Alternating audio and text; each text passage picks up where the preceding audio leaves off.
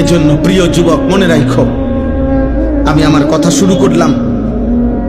আমার দোস্ত, আমার নওজোয়ান ভাই, হাদিসের মধ্যে আছে, নবীজি সাল্লাল্লাহু আলাইহি সাল্লাম বলছেন, শেষ জামানায় আমার উম্মতের মধ্যে তিনটা পাপ অধিক হবে।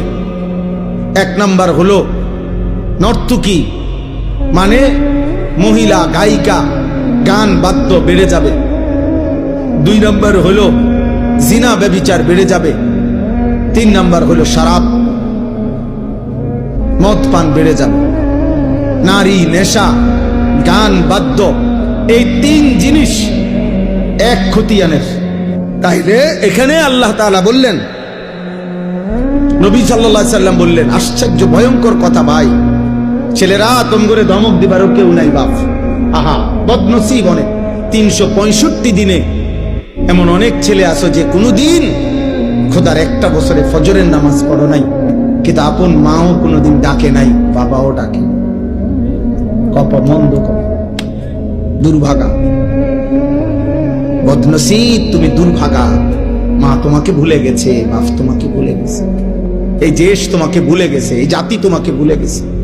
সবাই মিলে তোমারে বলছে, যা, তোরে ছেড়ে দিলাম, তুই আল্লাহর নাফরমানির পথে থাক। নারী দেখ, ছবি দেখ, উলঙ্গ দৃশ্য দেখ, রাতভর মোবাইল দেখিস, যতক্ষণ সজাগ থাক, দেখ, ছবি দেখ। উলঙ্গ ছবি দেখতে দেখতে শরীর নাপাক করে ফেল, হারাম বীর্যপাত করতে করতে শরীর শেষ করে দে। তোর চুল তোর মতো, তোর চেহারা তোর মতো, তোর রাত কাটবে তোর মতো, তোর দিন কাটবে তোর মতো। আয় নাফরমান, তোমার কি একবার ওইটা মনে পড়লো না যে কিরে আমি এমন দুর্ভাগা কেমনে হইলাম?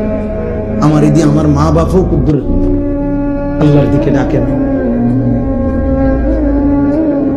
হ্যাঁ, আমার একটা বছর পার হয়ে গেল, আমি একদিনও 5 ওয়াক্ত নামাজ পড়লাম না।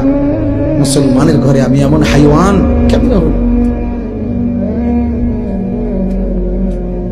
আমার এটা খুব চিন্তা লাগে, মানে কিভাবে সম্ভব? আমি বহুত ভাবছি এটা, কিভাবে সম্ভব? আমার এটা মনে হইলে মাথাটা গরম হয়ে যায়, অস্থির লাগে যে আমি দুর্ভাগা ছেলে, বেচারারে ডাকার মতো কেউ নেই। তার মা তারে বলে বইয়া বইয়া অপেক্ষা করতে আছে, তারা বিদেশ যাবি কোন দিন, পয়সা কামাইবি কোন দিন, কামে লাগবি কোন দিন, দোকানদারি করবি কোন দিন, বাইক বিল্ডিং করবো, তোর জ্যাঠায় জমি বেচবো, রাস্তার লগে 10 শতক জমি কিনবো তোর টাকা দিয়া, দোতলা বিল্ডিং